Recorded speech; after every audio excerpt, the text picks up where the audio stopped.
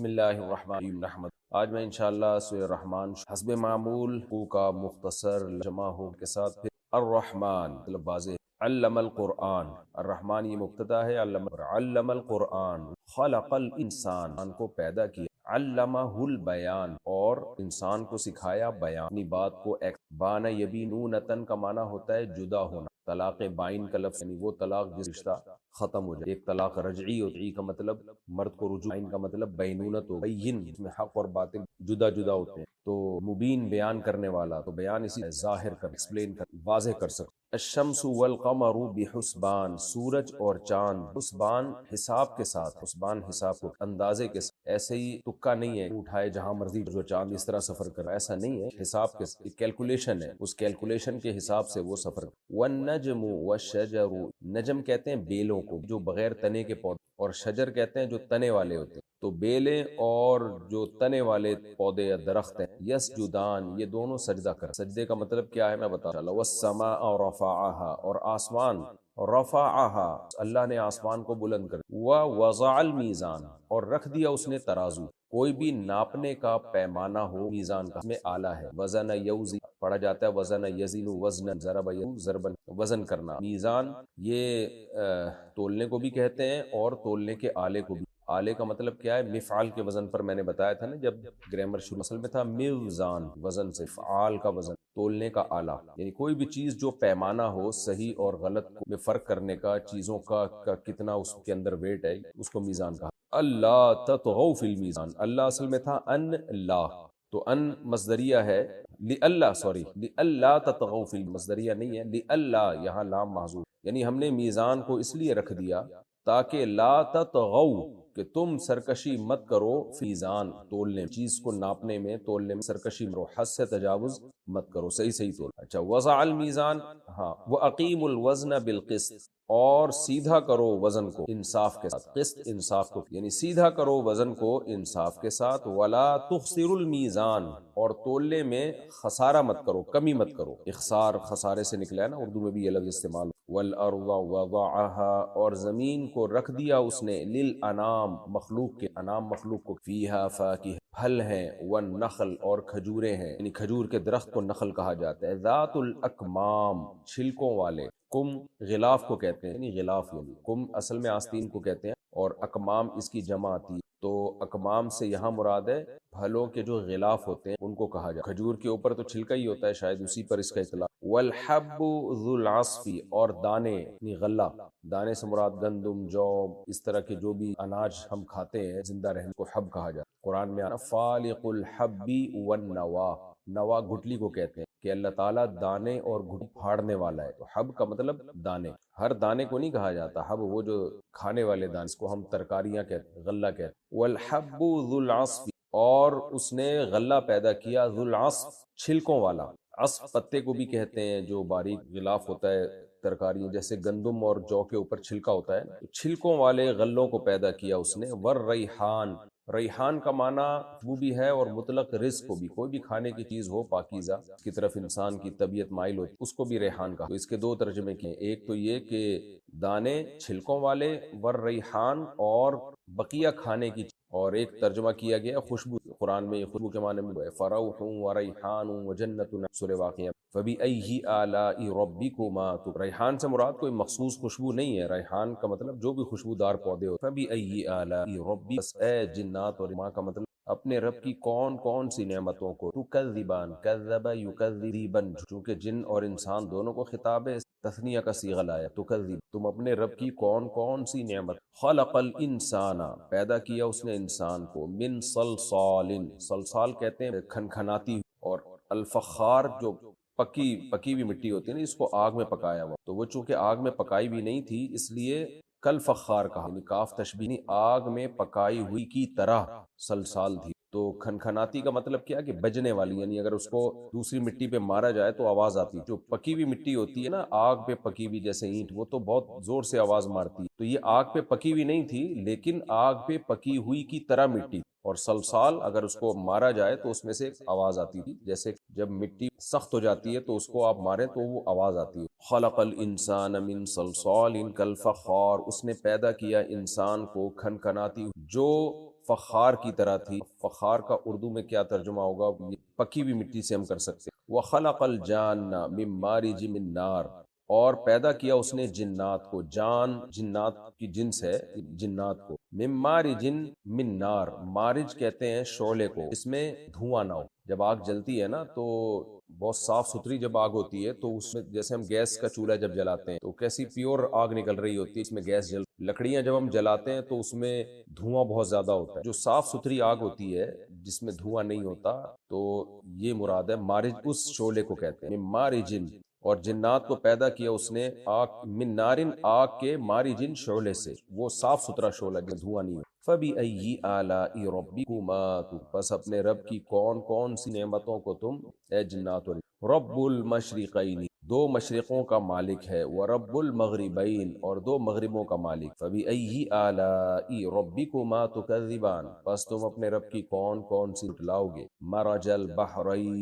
دو دریا چلا دیے. بحر سمندر کو بھی کہتے ہیں اور پانی کو بھی کہتے ہیں، دریاؤں کو بھی پر بھی اطلاق ہوتا ہے. یہاں مراد ہے دو پانی، چاہے وہ سمندر میں ہو چاہے وہ. مرج البحرین، دو دریاؤں کو ملا دیا اس نے. مرجا یمروجو کا معنی ہوتا ہے ملانا، شاید یہ انگلش کا لفظ مرج اسی سے نکلا ہوا. اللہ، مرج البحرین، دو دریاؤں کو چلا دیا اس نے. یلتقیان، التقا یلتقی، ملنا، باب افتعال سے. یلقا لقاء، التقا کا معنی جب آپ ایک دوسرے سے ملاقات کریں. تو یلتقیانی تثنیہ کا صیغہ ہے کہ دونوں ملے ہوئے ہیں. بینہما برزخ، ان دونوں کے درمیان ایک پردہ ہے. لا یبغیان، بغا یبغی کا معنی سرکشی کرنا. تو یہ دونوں دریا سرکشی نہیں کرتے، دونوں پانی سرکشی نہیں کرتے، یعنی ایک دوسرے میں گھستے نہیں ہیں، اپنے اپنے ٹریک پہ چلتے ہیں. یہ فَبِأَيِّ آلَاءِ رَبِّكُمَا تُكَذِّبَانِ، بس اے جنات اور انسانوں تم اپنے رب کی کون کون سی جھٹلاؤ گے. یَخْرُجُ مِنْهُمَا، ان دونوں دریاؤں سے یا ان دونوں پانیوں سے نکلتا ہے اللؤلؤ، موتی، والمرجان، اور مرجان اس پتھر ہے. فَبِأَيِّ آلَاءِ رَبِّكُمَا تُكَذِّبَانِ، بس اے جنات اور انسانوں تم اپنے رب کی کون کون سی نعمتوں کو وَلَهُ الْجَوَارِ، جواری اصل میں تھا جواری، یا تھا اس کو حذف کر دیا تو الجوار. تو جاریتن کی جمع ہے، اصل میں تھا جوارن، یا کو حذف کیا جاتا ہے نا. جاریتن کی جمع آتی ہے جوارن، جو ہوتی ہے اصل میں جواریون. تو یدعو یرمی والا قانون لگا، جوارین التقاء ساکنین سے جوارن، اور پھر جب الف لام آیا تو تنوین بھی گر گئی تو الجوار. جو صرف زیادہ اچھی طرح سے پڑھے ہوئے. تو خلاصہ یہ کہ جاریتن کی جمع، جاریہ کشتی کو یا پانی میں چلنے والی جہاز ہو سب کو کہا، سب پر اس کی جمع جواری. وَلَهُ الْجَوَارِ، اسی کے لیے ہیں یہ کشتیاں. المنشآت، اٹھی ہوئی. انشاء، انشان کا معنی اٹھانا، پیدا کرنے کے معنی میں بھی آتا ہے، اٹھانے کے معنی میں بھی آتا ہے. کسی چیز کو آپ بلند کریں تو المنشا، چیز کو اٹھایا جائے. المنشأتن، اٹھائی جانے والی چیز، اور اس کی جمع آتی ہے المنشآت، جو اٹھے ہوئے ہوتے ہیں. بہت، کیونکہ بہت ساری ہوتی ہیں نا کشتیاں تو اٹھائی ہوئی ہوتی ہیں. فی البحر، سمندروں میں. کل اعلام، علم پہاڑ کو بھی کہتے ہیں، اس کی جمع اعلام، پہاڑوں کی طرح. مراد سمندری جہاز ہیں، یعنی اسی اللہ کے لیے ہیں یہ سمندر میں اونچے اونچے پہاڑوں جیسے جہاز. فَبِأَيِّ آلَاءِ رَبِّكُمَا تُكَذِّبَانِ، اپنے رب کی تم کون کون سی کو جھٹکو کا لفظی ترجمہ ہو گیا. اب ہم سورہ رحمان بہت اہم سورت ہے، اس میں اللہ نے جنت کی نعمتوں کو، اپنے احسانات کو ذکر کیا، پھر جہنم کی ناکیاں کا، وہ ناکیوں کا بھی اللہ نے تذکرہ کیا. اور اس سورت کی امتیازی حیثیت کیا ہے کہ اس میں بار بار ایک لفظ کو اللہ نے دہرایا. فَبِأَيِّ آلَاءِ رَبِّكُمَا تُكَذِّبَانِ، اے جنات اور انسانوں تم اپنے رب کی کون کون سی نعمتوں کو جھٹلاؤ گے. مسئلہ ہی یہی ہے کہ ہم اللہ کی نعمتوں سے فائدہ تو اٹھاتے ہیں لیکن کیسے انکار کرتے ہیں. کچھ لوگوں نے کہہ دیا کہ یہ سب کچھ خود بخود ہو رہا ہے، یہ کائنات ایک اتفاق کا نتیجہ ہے، اور حسن اتفاق ہے، ایک حسین اتفاق ہے. حالانکہ اتفاق اتنا حسین ہوتا نہیں، تو اس کو ایک حسین اتفاق کہہ دیا، بیوٹی آف نیچر کہہ دیا. تو اللہ تعالیٰ کو انسان کی نیچر معلوم تھی کہ یہ شیطان کے بہکاوے میں آ کے دنیا کی میں پڑھ کے اپنے پیدا کرنے والے کو بھول. اس لیے اللہ نے اس صورت میں اپنی نعمتوں کو بیان کر کے کہا کہ ایک نعمت، دو نعمت، یہ تو ہزاروں لاکھوں کروڑوں نعمتیں ہیں جن کا تم انکار کر رہے ہو. تو کس کس نعمت کو جھٹلاؤ گے؟ کچھ لوگوں نے مان لیا کہ یہ اللہ کی دی ہوئی نعمتیں ہیں لیکن پھر اس کے تقاضوں پر عمل نہیں کیا، اللہ کی نافرمانی کی، وہ بھی نعمتوں کے منکر. تو مسئلہ ہی یہی ہے کہ ہم نے اس کائنات کے بننے کے پروسیس کو،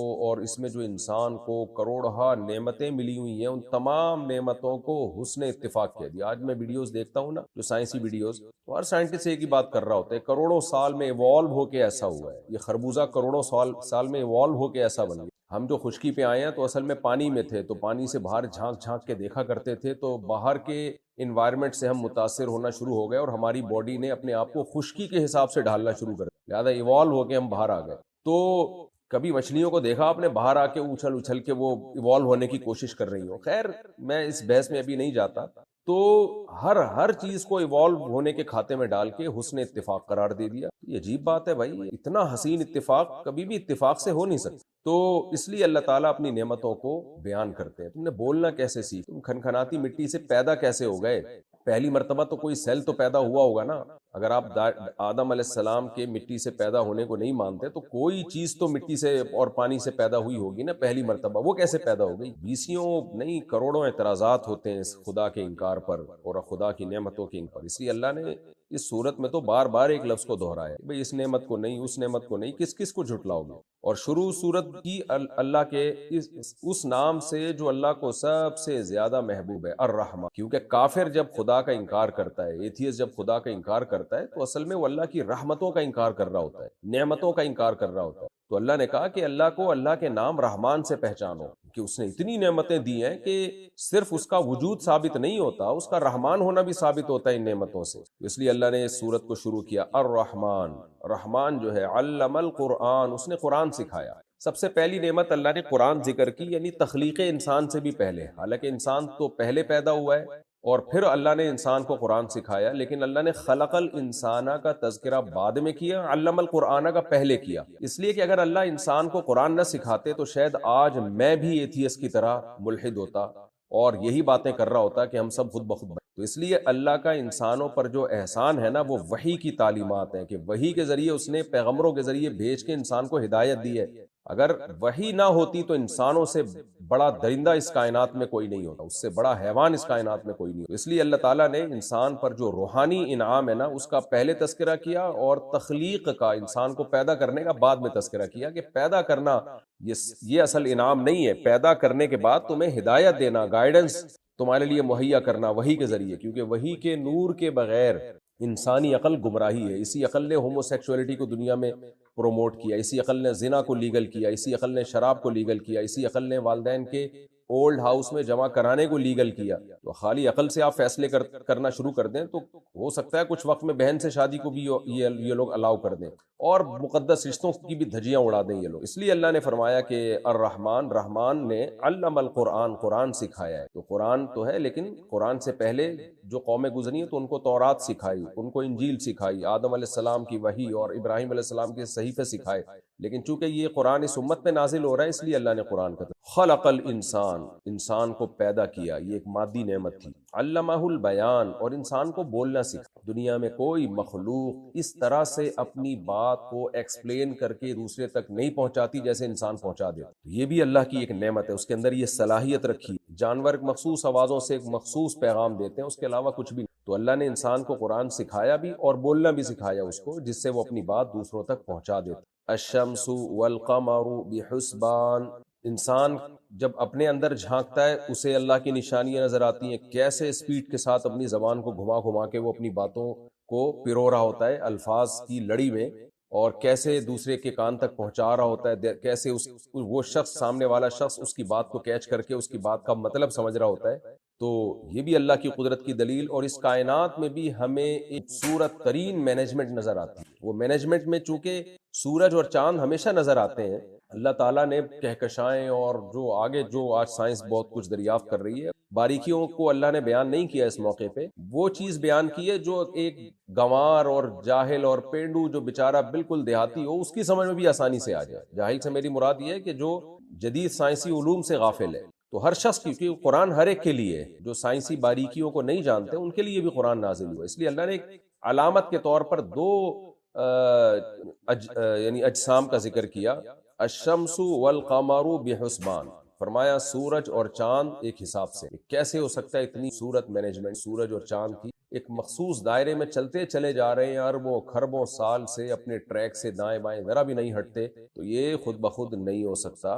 وہی بات ہے کہ اتنا خوبصورت اتفاق سے نہیں ہو سکتا۔ والنجم والشجر یسجدان، فرمایا جو بیلیں ہیں بغیر تنے کے درخت اور تنے والے یہ سب اس کو سجدہ کر رہے ہیں۔ سجدہ کرنے کا مطلب کیا ہے؟ یا تو حقیقت میں سجدہ کر رہے ہیں جن کے سجدے کا ہمیں علم نہیں ہے، یا اس سے مراد ہے اطاعت، جس فطرت اور نیچر کے راستے پر اللہ نے ان کو ڈال دیا وہ اس راستے پہ چل رہے ہیں۔ بیل کو آپ دیکھیں نا، بیل کا کام ہوتا ہے اوپر جانا، کیسے وہ تھوڑی سی رسی تلاش کر رہی ہوتی ہے، اور جہاں کوئی رسی اس کو ملی یا تنا ملا تو ایسے لپٹ لپٹ کے اوپر جاتی ہے، جیسے یہ جو K2 اور ماؤنٹ ایوریسٹ کی پہاڑیوں پہ چڑھنے والے نہیں اوپر جا رہے ہوتے، تو اس طرح سے یہ اوپر جانا شروع کر دیتی ہے۔ تو یسجدان یعنی وہ دونوں اپنے کاموں میں لگے ہوئے ہیں۔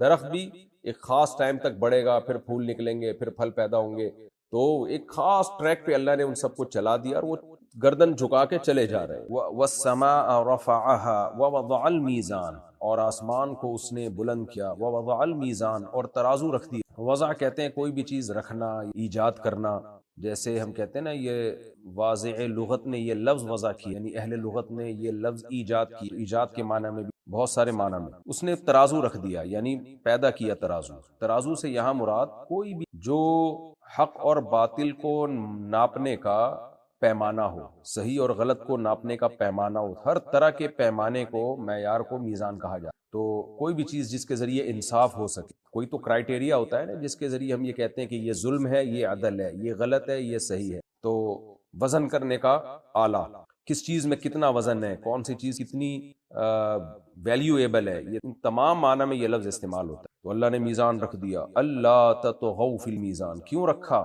لام محذوف ہے یہاں پہ، لی اللہ، تاکہ اس لیے کہ لا تطغوا فی المیزان، تم چیزوں کو تولنے میں سرکشی مت کرو، طغیان مت کرو۔ کیا مطلب؟ حد سے زیادہ یا حد سے کم۔ اس میں یہ عام ترازو بھی داخل ہے کہ آپ لوگوں سے چیزیں یعنی پیسے لیتے ہوئے ڈنڈی مارتے ہیں اس میں، یا پیسے لیتے ہوئے پورے پیسے وصول کرتے ہیں، جب ان کو کوئی چیز تول کے دیتے ہیں تو اس میں ڈنڈی مارتے ہیں آپ۔ حالانکہ اللہ نے ترازو اس لیے بنایا ہے کہ جب دینے والے کو اس کا یعنی لینے والے کو اس کا حق دیا جائے تو وہ حق بھی پورا تول کے دیا جائے۔ یہ ترازو اسی لیے تو تھا۔ آپ نے ترازو میں باٹ چینج کر دی ہے، اس میں گڑبڑ کر دیا آپ نے۔ یہی مضمون قرآن میں دوسرے مقام پر ہے نا، وَيْلٌ لِّلْمُطَفِّفِينَ الَّذِينَ إِذَا اكْتَالُوا عَلَى النَّاسِ يَسْتَوْفُونَ، تباہی ہے ان لوگوں کے لیے جو ناپ تول میں کمی کرتے ہیں، جب اپنا حق لینے کی باری آتی ہے پورا حق لیتے ہیں، جب دینے کی باری آتی ہے ڈنڈی مارتے ہیں۔ تو کہیں بھی ایگریمنٹ جب آپ کا ہوتا ہے، آپ سامنے والا شخص اپنے حصے کا کام پورا کر دیتا ہے لیکن آپ اس کو پورا حق نہیں دیتے۔ سرکاری اداروں میں آپ دیکھ لیں، وہاں بھی اللہ تطغوا فی المیزان کے حکم کی دھجیاں اڑائی جاتی ہیں۔ آپ دیر سے پہنچ رہے ہیں لیکن تنخواہ پوری کر لے رہے ہیں، گورنمنٹ نے آپ کے ذمہ جو کام لگایا اس میں آپ ڈنڈی مار رہے ہیں، تنخواہیں آپ پوری لے رہے ہیں۔ آپ اسکول ٹیچر ہیں، بچوں کو پڑھانے میں آپ خیانت کر رہے ہیں لیکن آپ تنخواہ پوری لے رہے ہیں۔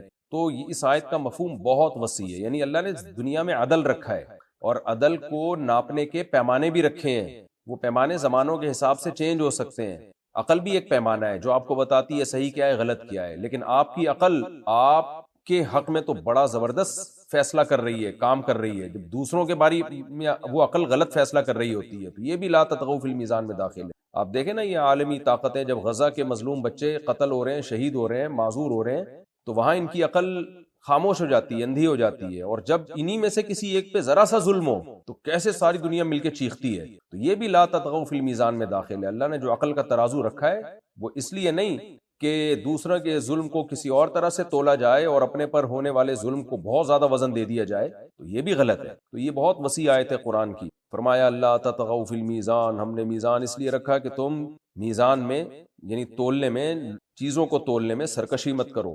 وَأَقِیمُوا الْوَزْنَ بِالْقِسْطِ، اسی کی تاکید ہے دوسرے الفاظ سے، کیونکہ یہ بہت اہم مضمون ہے اس لیے اللہ نے اس کو دوبارہ دہرایا۔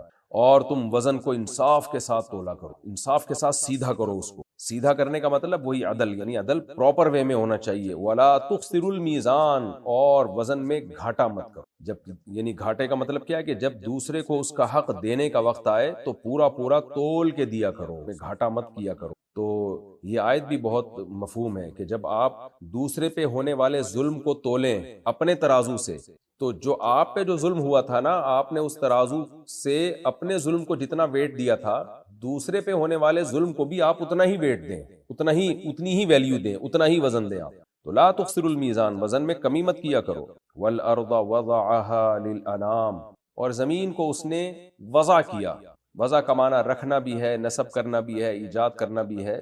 تمام معنی میں یہ لفظ استعمال ہوتا ہے، جیسے کہ میں نے بتایا اس نے زمین کو رکھ دیا، یعنی اپنے ٹریک پہ رکھ دیا، یا زمین کو پیدا کیا، اس نے ایجاد کیا للانام، مخلوق کے لیے۔ بڑی زبردست آیت ہے یہ بھی۔ آج سائنسی تحقیقات سے پتہ چلتا ہے کہ حیات کامل طور پر جو ہمیں نظر آتی ہے اس زمین میں، اس میں آکسیجن بھی ہے، اس میں 23 ڈگری جھکی ہوئی بھی ہے تاکہ موسم بنتے رہیں، اور اس کا ٹیمپریچر بھی بہت معتدل ہے۔ تو ایتھیس اور ملحد لوگ کہہ دیتے ہیں حسن اتفاق، یعنی اتفاق سے سب کچھ ایسا ہو رہا ہے۔ اللہ کہتے ہیں اتفاق سے نہیں سکتا، مخلوق کے لیے زمین کو ڈیزائن کیا، کروڑوں اربوں کھربوں کہکشائیں ستارے سیارے تھے، تو اللہ نے کہا ایک چھوٹا سا ذرہ ایسا بھی پیدا کروں جہاں حضرت انسان کو پیدا کروں، اور وہاں مخلوق کو پیدا کروں، زندگی کی بہاریں ہوں، درخت ہوں، انہار ہوں۔ قرآن اس کا منکر نہیں ہے کہ کسی دوسری جگہ پہ حیات نہیں ہو سکتی، لیکن خطاب چونکہ ہم سے ہو رہا ہے تو زمین کو تو اسپیشلی اس طرح سے ڈیزائن کیا گیا ہے۔ سورج سے اس کا فاصلہ کتنا ہونا چاہیے، چاند بھی یعنی چاند بھی زمین کی حیات کے لیے ضروری ہے۔ آپ ڈاکومنٹریز میں دیکھ سکتے ہیں اگر چاند نہ ہوتا تو بھی زمین کا نظام بہت حد تک تباہ و برباد ہو جاتا۔ تو اللہ نے فرمایا کہ والارض وضعها للانام، مخلوق کے لیے اس اللہ نے اس کو اس طرح سے بنایا۔ وہی جملہ میں بار بار دہراتا ہوں، یہ جو ایتھیس لوگ کہہ دیتے ہیں حسن اتفاق ہے، تو بھائی اتفاق سے اتنا زبردست حسن نہیں ہوتا۔ کہتے ہیں کوئی باہر سے سیارہ آ کے ٹکرایا تھا تو زمین جھک گئی تھی، ہو سکتا ہے ٹکرایا ہو، خود بخود نہیں ہوا۔ اللہ نے اس زمین پہ حیات کو پیدا کرنا تھا تو زندگی کے لحاظ سے زمین کو سوٹیبل بنانا تھا، تو اس کے لیے 23 ڈگری جھکانا تھا، اس لیے کوئی سیارہ لا کے اللہ نے ٹکرایا اس سے کہ بھائی اس کو جھکا دو 23 ڈگری۔ اگر سیارہ ٹکرایا، مجھے نہیں پتا ہے، سائنسدان لوگ بولتے فیہا فاکہۃ، فرمایا کیسا زمین کو انسان کے لیے سوٹیبل بنایا کہ صرف ٹیمپریچر کو مینٹین نہیں کیا، صرف پانی پیدا نہیں کیا، بلکہ اور صرف کھانے پینے کی نہیں، یعنی کھانے پینے کی مختلف انواع پیدا کر دی۔ فیہا فاکہۃ، اس میں پھل ہیں۔ فاکہہ کہتے ہیں ما یتفکہ بہ، جو انسان لذت کے لیے کھاتا ہے عام طور پر، جیسے انار ہے، انگور ہے، سیب ہے، اور والنخل ذات الاکمام، اور کھجور کے درخت بھی ہیں چھلکوں والے، یعنی جن کے اوپر چھلکے ہوتے ہیں، والحب ذو العصف، اور دانے وہ چھلکوں والے، ہر دانے کے جیسے گندم کے اوپر بھی ایک چھلکا ہوتا ہے نا، ذو العصف پتوں والے کو بھی کہتے ہیں، یعنی جس کے پتے ہوں، تو پھر مراد ہوگا کہ وہ جو دانوں کے جو پودے ہوتے ہیں ان میں پتے بھی ہوتے ہیں، یا پھر دانوں کے اوپر جو چھلکا ہے وہ بھی مراد ہو سکتا ہے۔ بھوسا جسے کہتے ہیں ہم، عصف بھوسے کو کہتے ہیں، بھوسے کو بھی کہتے ہیں، تو کیونکہ یہ بھوسا بھی ہمارے لیے مفید ہے۔ آج تو سائنسدانوں نے یہ بات، ڈاکٹروں نے یہ بات ثابت کی ہے کہ فائبر کے ساتھ ان دانوں کو کھانا چاہیے، ورنہ یہ ہمارے جانوروں کے کام میں استعمال ہوتے ہیں۔ والحب ذو العصف والریحان، اور خوشبودار ترکاریاں، خوشبودار غذائیں۔ ریحان کا مطلب رزق بھی ہے، کوئی بھی کھانے کی چیز، اور خوشبو کے معنی میں بھی یہ لفظ۔ فَبِأَيِّ آلَاءِ رَبِّكُمَا تُكَذِّبَانِ، اے جنات اور انسانوں، تم اپنے رب کی کون کون سی نعمت کا انکار کرو گے؟ ہر چیز کے بارے میں کہہ دو گے کہ یہ خود بخود بنی ہے، یا مشرک بن کے کسی اور کے کھاتے میں ڈال دو گے؟ اعتراف کرو گے کہ ایک کریٹر ہے جس نے بنایا، لیکن جھکو گے بتوں کے سامنے، یہ ایسا کرو گے؟ فَبِأَيِّ آلَاءِ رَبِّكُمَا تُكَذِّبَانِ، اے جنات اور انسانوں، تم اپنے رب کی کون کون سی نعمتوں کو جھٹلاتے۔ صحیح حدیث میں حضرت عبداللہ بن عمر رضی اللہ عنہ فرماتے ہیں کہ نبی صلی اللہ علیہ وسلم کے سامنے جب یہ سورت تلاوت کی گئی، یا خود آپ صلی اللہ علیہ وسلم نے یہ سورت پڑھی، تو جب آپ یہاں پہنچے تو آپ نے فرمایا کہ میں نے جنات کو دیکھا کہ اس موقع پر انہوں نے تم سے اچھا جواب دیا۔ صحابہ نے پوچھا یا رسول اللہ جنات نے کیا جواب دیا؟ آپ صلی اللہ علیہ وسلم نے فرمایا جب جنات کے سامنے یہ آیت پڑھی گئی نا، فَبِأَيِّ آلَاءِ رَبِّكُمَا تُكَذِّبَانِ، سورہ رحمان کی جب ان کے سامنے تلاوت کی گئی کہ اے جنات اور انسانوں، تم اپنے رب کی کون کون سی نعمتوں کو جھٹلاؤ گے؟ تو آپ صلی اللہ علیہ وسلم نے فرمایا، جنات نے فوراً کہا لا بِشَيْءٍ مِّن نِعْمَةِ رَبِّنَا نُكَذِّبُ، اے اللہ ہم تیری نعمتوں میں سے کسی نعمت کا بھی انکار نہیں کرتے۔ تو انسان کو بھی چاہیے بزبان قال یا بزبان حال یہ الفاظ دہرائے، اور کافروں کی طرح مت ہو جائے کہ بس اس کائنات میں کی وسعتوں میں غور و فکر کرنا ہے، ٹھیک ہے کرنا ہے، وہ تو ضروری ہے، وہ تو قرآن کا حکم ہے،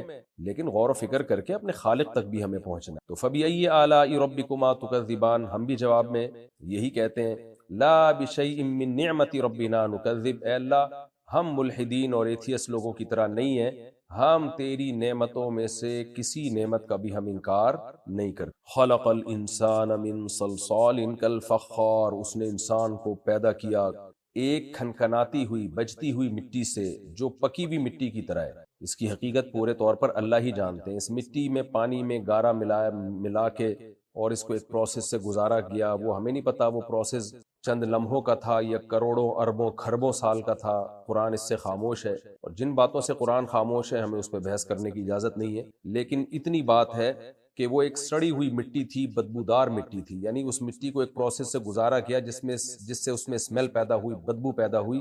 یہ قرآن اس کا بار بار تذکرہ اس لیے کرتا ہے کہ انسان کو یہ پتا چلے کہ مادی لحاظ سے تمہاری کوئی حیثیت نہیں ہے، تم جس میٹیریل سے بنے ہو وہ کوئی ایسا نہیں کہ مشک و عنبر کو ٹیلوں سے تمہیں بنایا گیا ہو، یا مشک و عنبر ملا کے سونے اور چاندی سے تمہیں بنایا گیا ہو، لہذا تمہاری فضیلت اللہ کی نظر میں مادی حیثیت سے نہیں ہے، وہ تو جانور بھی مٹی سے بنے ہیں، تمہاری حیثیت ہے تمہاری مینٹیلٹی کی بیس پہ، تمہاری روحانیت کی بیس پہ، اما شاکرن و اما کفورا۔